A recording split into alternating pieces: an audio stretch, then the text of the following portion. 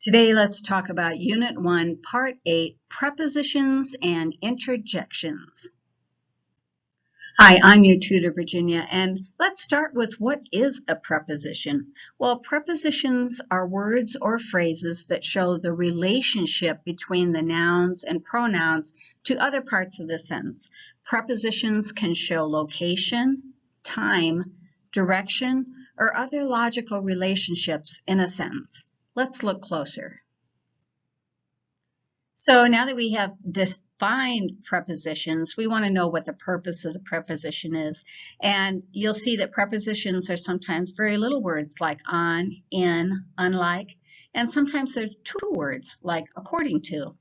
A preposition combined with a noun or pronoun in that order makes a prepositional phrase.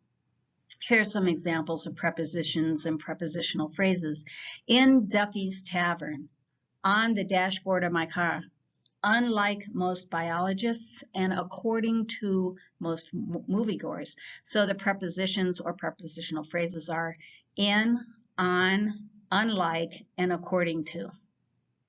Prepositional phrases usually tell where or when, or as most instructors, including me, are fond of saying, they show relationships. For example, of location, as in Duffy's Tavern, or of times, as in February. Now, you probably weren't anticipating math formulas, but there is a prepositional formula that's very much like math.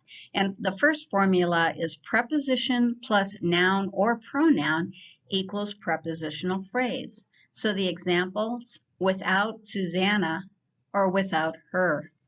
Words can be added in between, usually in the form of various adjectives, but a prepositional phrase always begins with the preposition and ends with the noun or pronoun.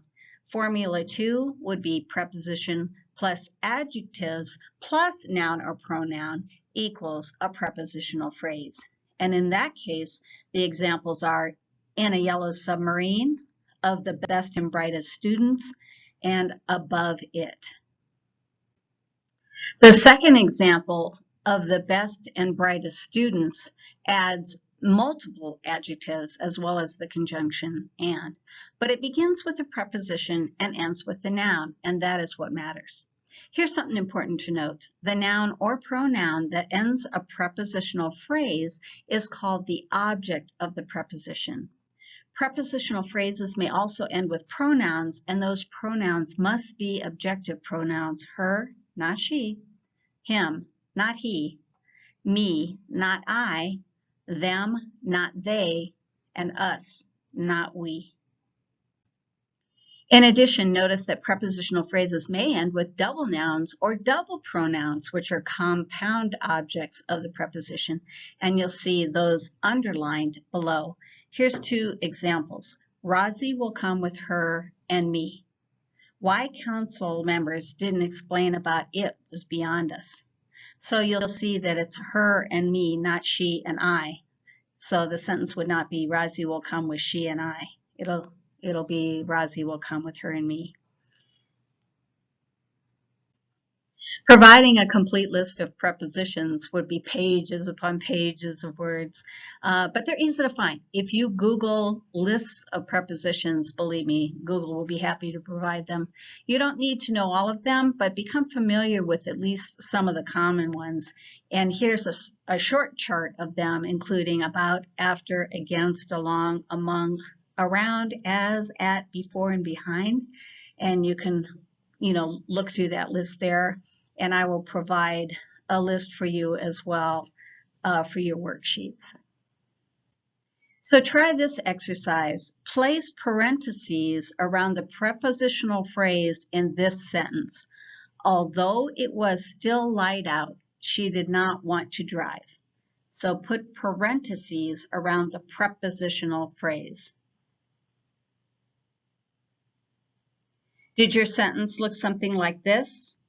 Although it was still light out, and did you put that in parentheses because that is the prepositional phrase? Now, the complete sentence is, she did not want to drive. But it's preceded by the prepositional phrase.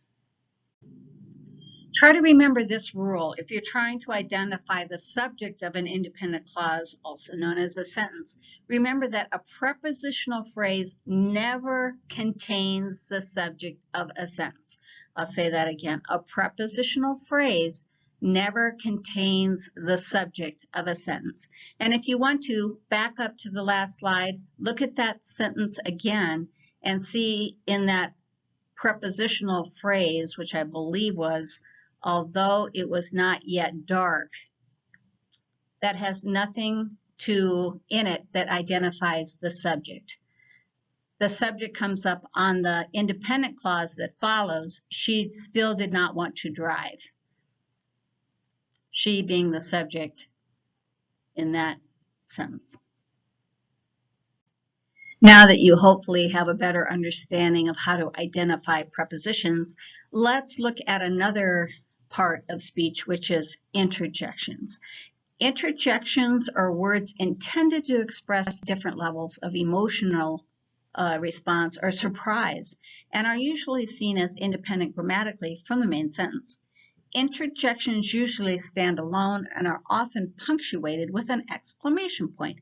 Here are examples. Oh, wow, my goodness. Interjections. Sometimes mild interjections are included within a sentence, and those are set off by commas. So here are two examples. Well, it's about time you showed up.